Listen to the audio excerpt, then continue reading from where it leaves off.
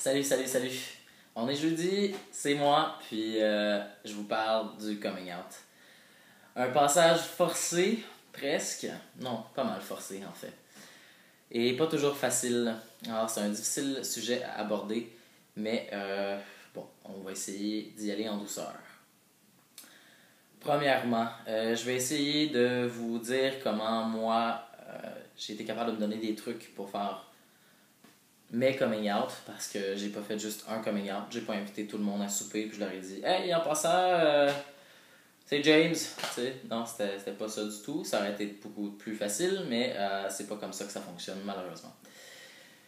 Alors, le premier truc, d'être patient avec vous-même et d'être patient avec les autres. Être trans, c'est pas facile, puis c'est pas juste pas facile pour nous, c'est pas facile pour les autres aussi. On le dit souvent, puis on pense que les gens vont nous accepter, mais il y en a qui vont pas vous accepter. Puis avant de faire un coming out, il faut être prêt à accepter ce deuil-là. Je sais que c'est rough à dire, mais il y a du monde qui sont pas d'accord avec ces choix-là. Alors, sur ce, je vais vous expliquer, je pense, comment moi ça s'est passé.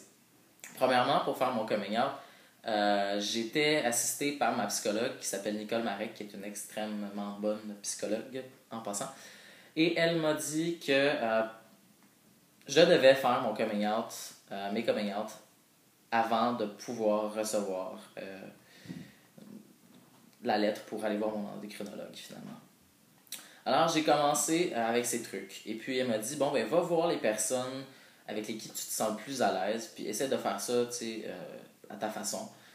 Puis dis-toi que ben le pire qui peut arriver, c'est que ces personnes-là partent, mais que si elles partent, ben c'est parce qu'elles t'aimaient pas vraiment pour qui t'étais finalement, tu sais. Alors je suis allé à un bar un soir, puis je me suis mis au pied du mur à la fin de la soirée, puis je me suis dit, ok, c'est aujourd'hui que je fais ça, puis c'est aujourd'hui que je me libère de ce poids-là. Il faut que j'en parle, puis il fallait que je le dise. Je l'ai dit, c'est sorti tout croche. Je suis parti à pleurer, tu sais. C'était horrible. Mais au moins, je venais vraiment de me libérer, de le dire, de mettre une encre sur ma situation, puis de dire, OK, là, il n'y a plus de retour en arrière, je suis obligé de le faire pour le reste des gens, parce que maintenant, il y a des gens au courant. Les personnes ont super bien réagi, heureusement. Tout était cool. Par la suite, je suis allé voir la personne avec qui je sortais en partenaire, et puis je les ai invités à un bar, à un endroit où il y avait plusieurs personnes, puis j'ai dit que j'avais quelque chose d'important à leur dire. Bon, au début, ils pensaient que j'étais malade, que j'avais le cancer ou que j'allais les laisser. Puis j'ai finalement expliqué que j'avais une situation médicale un peu rough, puis que j'étais trans. Puis là, j'ai dit une situation médicale, mais c'était surtout, en tout cas, que j'allais faire une transition, fait que c'était médical, puis on allait voir des changements. Fait que ça s'est bien passé aussi, on est restés ensemble, cette personne-là m'a donné du support. Je suis allé revoir ma psychologue, puis elle m'a dit c'est super que tu aies fait ton coming out, maintenant, est-ce que tu en as parlé à ta famille? Et ça, c'est le bout que j'aimais pas vraiment, parce que je me rappelais de mon premier coming out en tant que personne bisexuelle, et puis ça s'est pas du tout bien passé. Alors, je savais que juste l'appréhension de le dire à ma famille, c'était vraiment rough.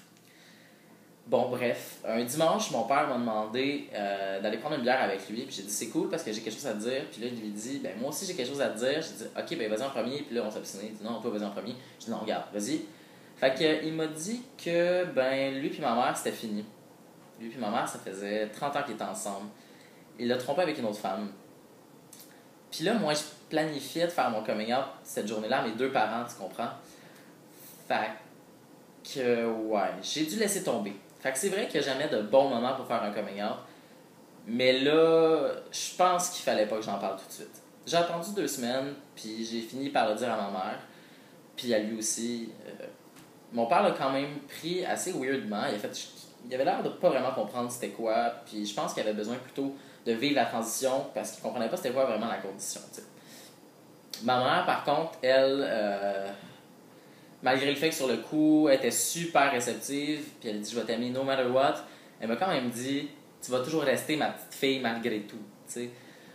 Et puis bon, ben, c'est dans les jours ensuite, ma mère vivait un deuil, c'était pas vraiment facile pour elle, puis etc. Mais c'est les jours ensuite que j'ai découvert qu'elle était vraiment pas correcte avec ça. Du genre qu'il fallait absolument que je change mes papiers parce que sinon elle n'allait jamais m'appeler par mon vrai nom, il fallait que j'aille à ma chirurgie, sinon elle n'allait jamais m'appeler par les pronoms masculins. Fait que ma mère m'acceptait vraiment pas dans ce que j'étais, puis elle m'appuyait nullement.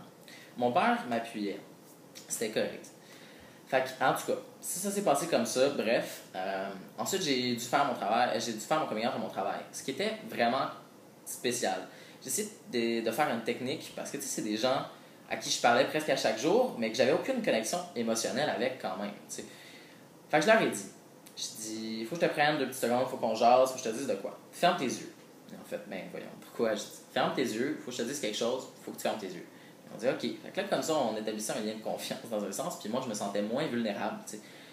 Alors, ils ont fermé les yeux. Puis là, je leur ai dit, bon, ben, tu te rappelles, avant, mon nom, c'était tel. Ben, maintenant, c'est ça, puis j'utilise des pronoms masculins.